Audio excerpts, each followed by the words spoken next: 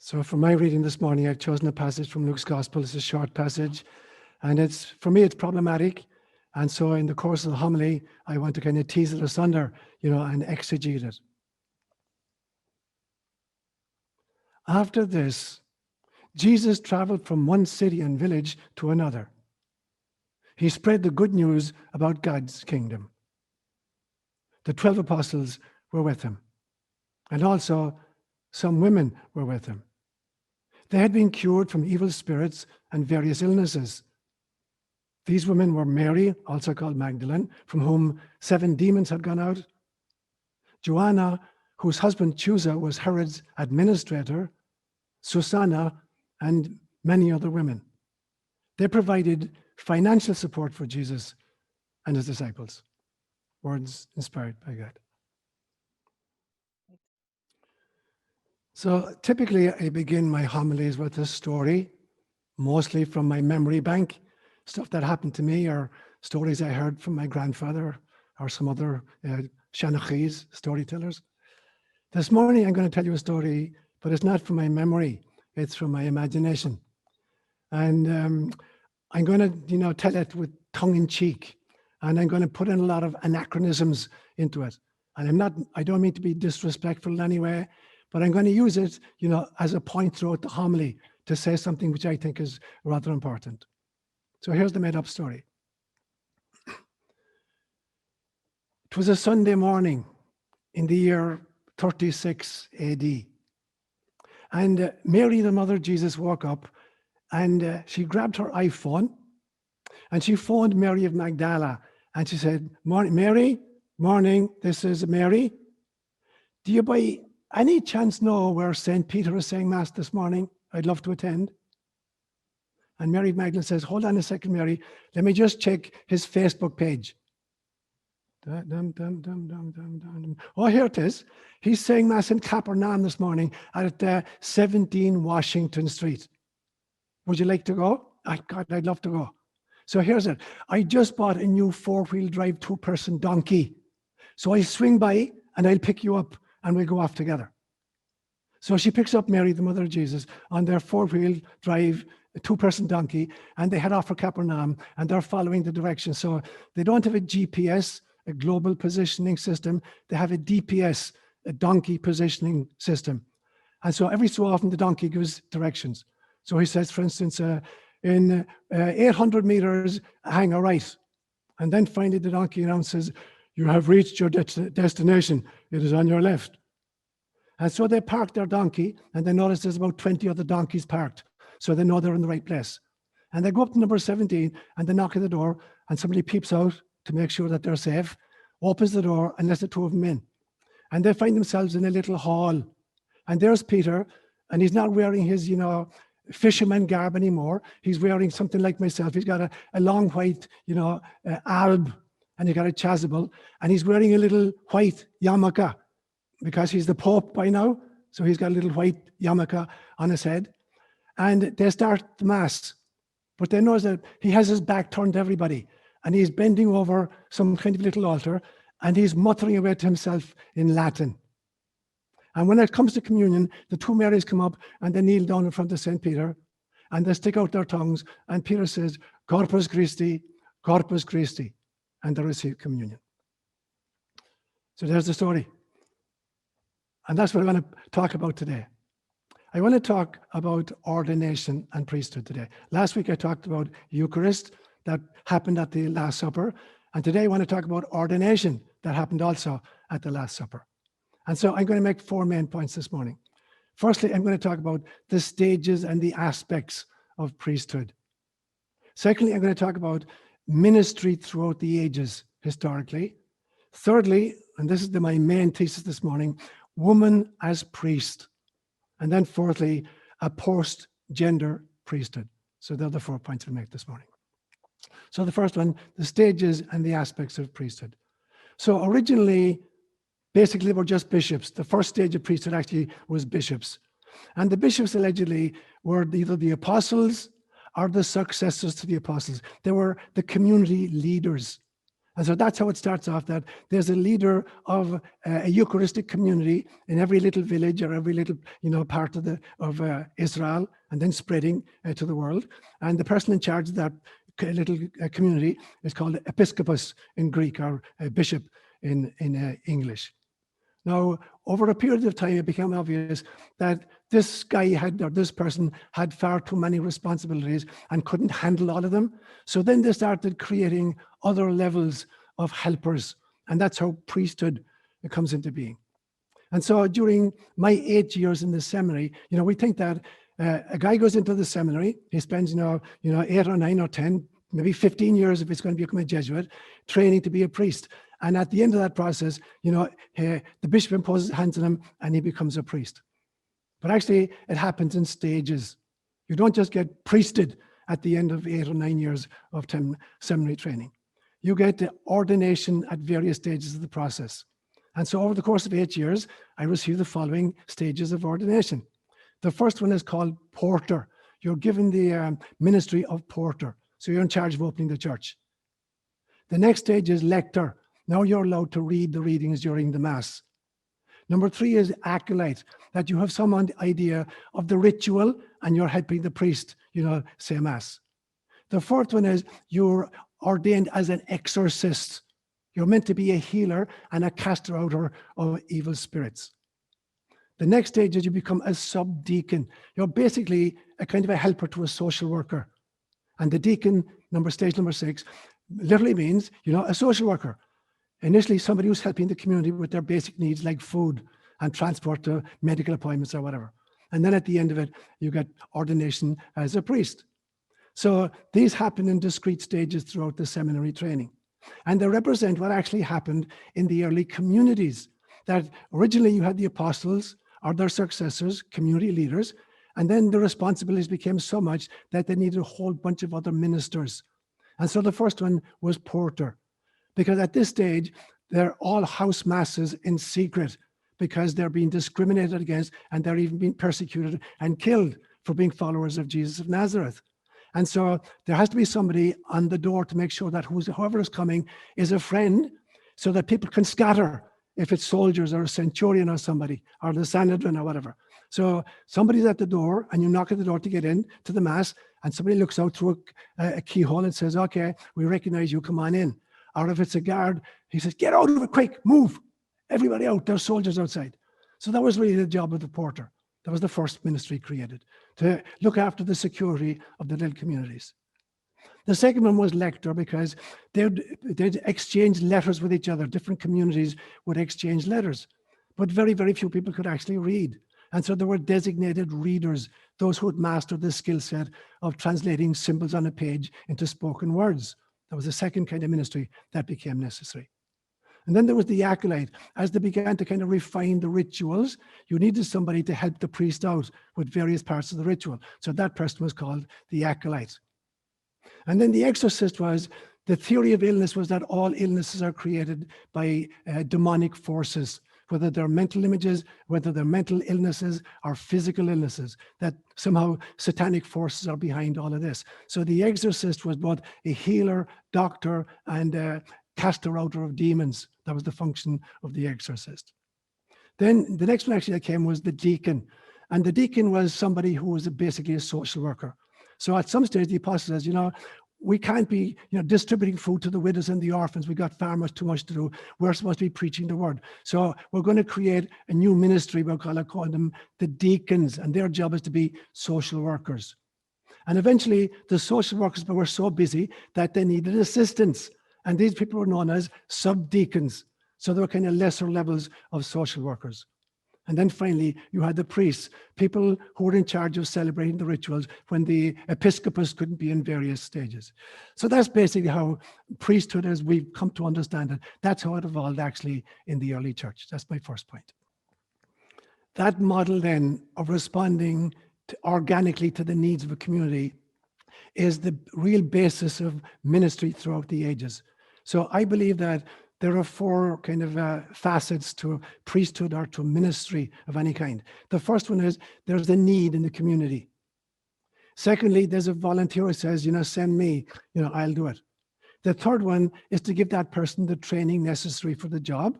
And the fourth one is for the community to commission that person to act in that capacity on its behalf.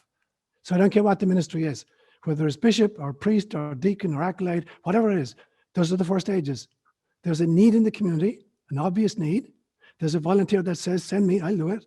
There's the training given to that person to be adequate to the task. And then there's the commissioning. The community then says, okay, you're ready, and we commission you to act in this capacity on our behalf. And that's the entire essence of ministry and priesthood at all levels. Now you see that evolving throughout European history subsequently. At various stages, as great sociological needs emerged in the communities, there would be a response to it. So in early Europe and in medieval Europe, and particularly in the Dark Ages, there was a lot of food shortages and a lot of famines. So the monks stepped up to this need, and they actually created a whole new method of agriculture in order to provide food for people and to teach people how to get the best out of their own land. So the monks were the great farmers in early Europe. So in some senses, they identified a need, food and farming, and they showed people how to go about this so they became self-sufficient. Another great need that emerged was the need for education, to try to bring everybody up to the same level. So there wasn't kind of a hierarchy of needs or a hierarchy of intellectuals in the group. And again, the monks were the people who stepped up to this initially. All of the great universities in Europe were initially created by monastic orders. The great ones that go back, like Paris, the University of Paris goes back to the 1300s. So again, it was a response by people to the needs of the community, education. Very, very quickly, the nuns particularly stepped up to this. Women who stepped up and created education, we might now call it primary school education, and eventually secondary school education, and particularly for inner city poor kids. Again and again and again, it was nuns and sometimes brothers who stepped up and addressed this need. They were really ministers as far as I'm concerned.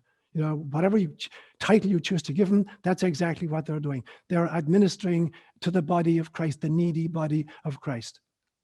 Later on, you get the great healers with all the wars that are happening and all the illness and the plagues of various kinds. You get these extraordinary, particularly wise women, people like Hildegard von Bingen, who are extraordinary healers and who create extraordinary healing modalities, whether it's through plant medicine, homeopathy, even before that was invented, various ways of responding to the illnesses that they saw about them. And of course, we all know how that wound up, that the church saw this as a threat and started treating these women as witches and burning them at the stake. But the healing ministries were a response, particularly on the part of women, to the illness that they saw around them, either on battlefields or from plagues of various kinds. And in our own times, that's what ministry is going to look like. The great priests of our time are going to look like ecologists, people who are interested in the healing of the planet and the health and the welfare of the planet. That's the next stage of priesthood, or the next kind of ministry that I begin to see emerging in our times. So the essence, of preaching the good news and healing is that you respond as a child of God, as a spirit in a spacesuit, that you respond to the needs of the community in which you live, either the local community, the national community, or the global community, and you have the kind of imagination and the intelligence and the compassion to create responses to those, and that will generate brand new ministries. Ministries we haven't even thought about in the 21st century yet. But they will identify themselves, and the great, ministers and the priests of the future will respond to that. That's my second point, ministry through the ages. My third point then, and this is what I want to really focus on in this homily, I'm going to call it woman as priest. It should be obvious to anybody, who's ever read history or really read deeply into the scriptures, that many of the early Christian communities were led by extraordinary women. In Ephesus, the entire church in Ephesus is founded on Mary, the mother of Jesus. The Christian churches in France are founded around Mary of Magdala. But when you read through even Paul's letters again and again and again, he's identifying very important women in the communities in Corinth or Thessalonica or various other places. So you don't have to look very hard or very deep to realize that many, many, many of these early communities are led by women. The woman is the episcopus, or bishop, if you want to call that, and then from that, there'll be helpers of various kinds. And this became very, very strong in the Irish church with people like St. Bridget of Kildare, who was an abbess of a monastery containing both men and women monks, and she was the episcopus of that entire community. So in the early church, you had communities led by very important charismatic women. Now, that became problematic at some stage. So there's a single phrase, actually it's only half a verse. In chapter 6 of the Acts of the Apostles, in verse 7, the second part of that particular verse, you slip in a statement that almost nobody ever remembers reading.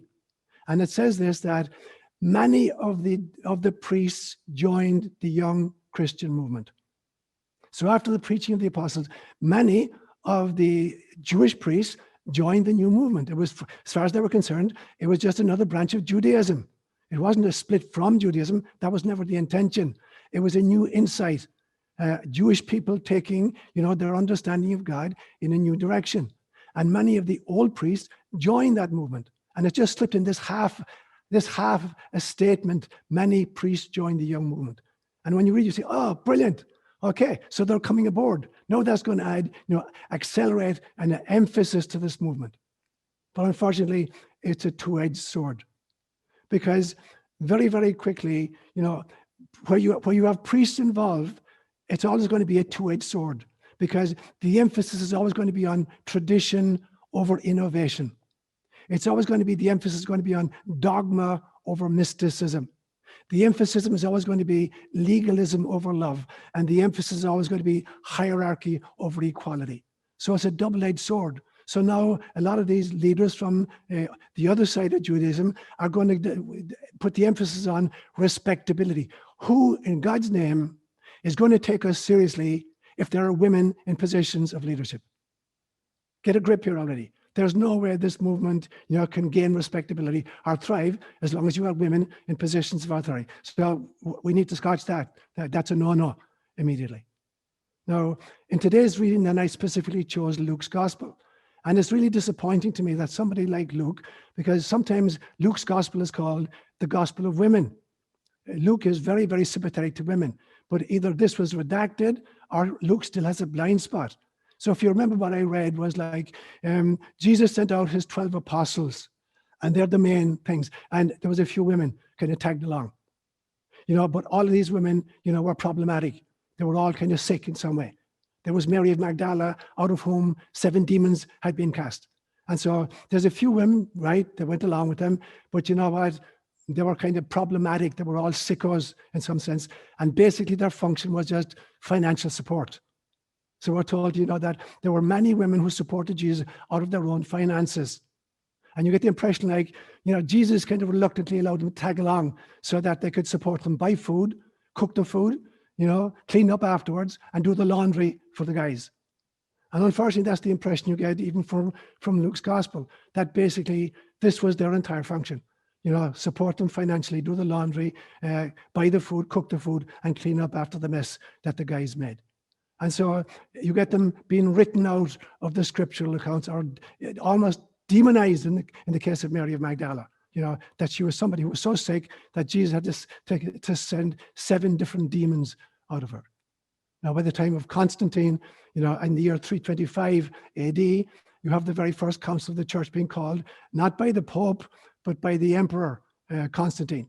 And what he wants to do is, he wants to kind of strengthen his empire, because it's been attacked from these Vandals from the north. And in fact, he shifted the seat of the empire from Rome to Constantinople, Istanbul.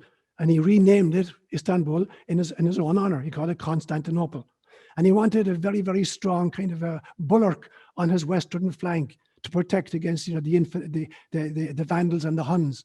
And so he set the Christian church, which had survived 300 years of persecution and still managed to survive. He put them in charge of securing his western boundary. And now the Pope would take on all of the titles of the emperor. And so that the Pope would now be known as Pontifex Maximus, Supreme Leader, which had been an empirical kind of a title. And now women are certainly out of the question at this stage. It's a totally patriarchal system. It's a colonialist regime, and it's basically a military, industrial, religious complex. at this stage. Now, what's happened to women? And what about women's priesthood during this process? It's really upsetting to me to be able to say the following. What does it take to be a priest in a community of Christ followers? So Peter denied 3 times that he even knew Jesus, but Peter can be a priest. The other apostles abandoned Jesus and ran for their lives, but they could all become priests. Pedophile priests can continue to say mass. Homicidal popes, and I mean literally, there were popes in the Middle Ages who knocked off the guys to whom they succeeded. They could be priests. The Dominican and the Franciscan inquisitors that pulled people limb from limb during the Inquisitions, they could all be priests. They could hold a host in their hand and say, Hoc est enim corpus meum, and suddenly there was Jesus. And now look at Mary.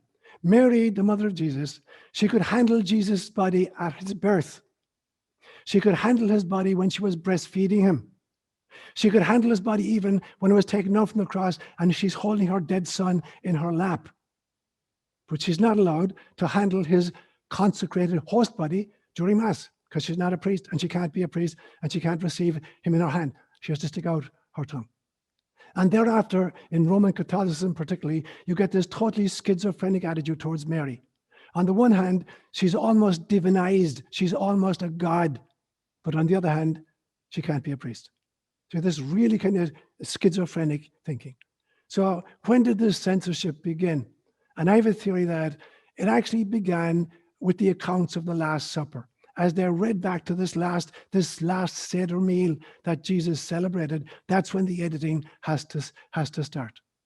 So it's ludicrous to me that after organizing and funding all of the other meals, suddenly women are excluded from the last meal, the Last Supper. They've financed all the other meals for 3 years. They've organized it, they've cooked it, they've cleaned up perhaps, and now they're for the last meal, they're debarred. You can't attend this Seder. Now, why could they not attend this Seder? A Seder without a woman is like Christmas without Santa Claus, or it's like a birth without a mother. How the hell can you have a birth without a mother? You couldn't have a Seder meal without women. Now, but there are 2 reasons why women have to be excluded from this Last Supper. Because at the Last Supper, Jesus ordained everybody present. He empowered them to celebrate Eucharist. When he said, do this in memory of me. He had just celebrated, he had transformed Seder into Eucharist, and he was saying, do this in memory of me. Everybody present, he was saying, do this in memory of me. In other words, celebrate Eucharist. Every one of you is entitled to celebrate Eucharist. And then he said, the same things I do, you will do, and even greater, because I go to the Father and send you the Spirit. And here was ordination to priesthood. So if there were women present at the Last Supper, you got 2 problems. They're empowered, you have to celebrate Eucharist, and they're empowered to be priests. So you can't have that. That's a no-no. So they had to begin, taking women out of the Last Supper even, which is totally, totally ludicrous. And then the kicker for me is this. I imagine Jesus at the Last Supper, surrounded by this group of followers, many, many, many of them of women. And then Jesus looks around at all the mothers present at the Seder, and he creates an extraordinary symbol. He creates a symbol of feeding us from his own body and blood. Remind you of anybody? Who fed you with her own body and blood when you were in utero? And who fed you, when you were being breastfed with her own body right now? So of all the symbols that Jesus could have left us with, he chose this specifically female symbol of Eucharist, of feeding us from his own body and blood. Because he's looking around and he's looking at all of the mothers, his own mother and all of the other mothers present, and he's looking at the gift of life that they gave, and he wants to give a gift of life as well. For all of these reasons, women have to be written out of the Last Supper. That's my 3rd point. And the 4th point I'm going to call a post-gender priesthood. So whether or not this debate about men versus women as priests, either it's an intentional diversion or it was an unconscionable theological detour, but whatever it's about, it's not really about men and women, about embodying the yin and the yang. It's embodying the qualities of God, the feminine and the masculine face of God. So the function of any priest is to be what I'm going to call a veil piercer. Somebody who's able to escort us into a chayaloit, into a thin place. Somebody who can pull back the curtain and reveal what lies behind. Somebody who can help us, a community, understand the mystical reality behind the illusion of mere physicality. That is priesthood. And anybody who's able to do that for a community is a priest. I don't care whether they're male or female. Anybody able to do that and anybody willing to do that, to be able to pull back the veil and reveal temporarily the mystical behind the mundane, the sacred behind the secular.